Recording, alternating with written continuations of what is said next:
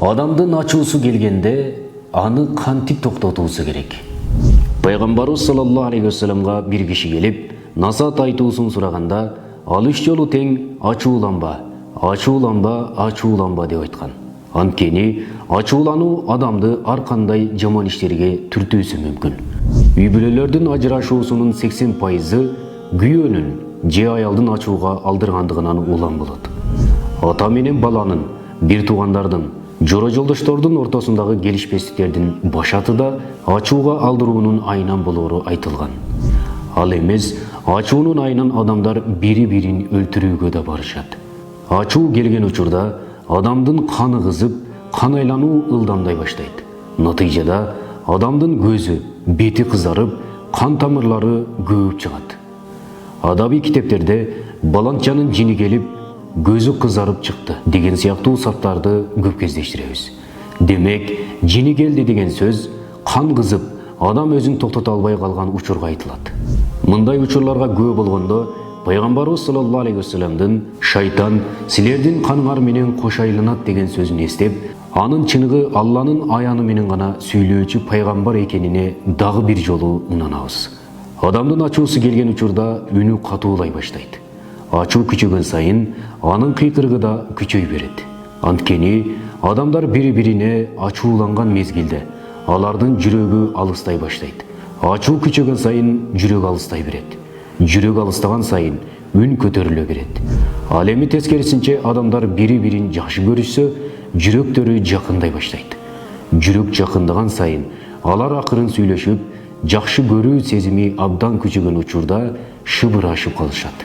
Ал эмес, бири-бирин абдан жакшы көргөн эки адам шыбырашууга да муктаж болбостон, жөн гана көз карашы менен сүйлөшүп калган учурлар да болот. Демек, бирөөнү жакшы көрүү да, жаман көрүү да жүрөктүн иши болгондуктан, бул иштер адамдын ыйманына көз каранды болот. Ошондуктан Пайгамбарыбыз саллаллаху алейхи вассалам аларды ыйманга байланыштырып, силер бири-бириңерди жакшы көрмөйүнчө ыймандуу боло албайсыңар деген.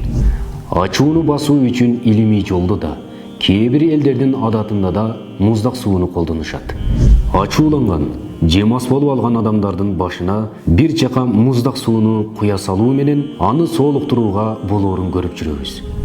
Ошондой эле ачууланган адамды тынчтандыруу үчүн сот залында жана башка жайларда стол үстүнө сөзсүз бир стакан муздак сууну коюп коюшат. Бул туурасында мындан 14 кылым мурда эле Пайгамбарыбыз саллаллаху алейхи вассалам шайтан силердин каныңар менен айланат. Кимдин ачуусу келсе, даарат алсын. Анткени шайтан оттон жаралган. Отту суу өчүрөт деп айткан. Ошондой эле ачууну басуунун дагы бир жолун Пайгамбарыбыз саллаллаху алейхи вассалам мынтип үйрөткөн. Ким ачуусу келген учурда туруп турган болсо, анда олтурсун. Ким олтурган болсо, жатып алсын. Чындыгында ачуу келген мезгилде адам өйдөлөй баштайт. Олтурган болсо, тура калат. Ал эми бул амалдын тескерисин жасоо менен шайтандын белин сындырууга болот. Ачууңуз келген учурда өзүңүздү бир көзгүдөн карап көрүңүз. Кимди көрөсүз? Албетте, кутуруп калган итти көрөсүз. Анткени адамдын ачуусу келген учурда анын каны айланып, көзү кызарып, өзү да кызарып, өзүн токтото албай, жаман иштерге барып коюусу толук ыктымал.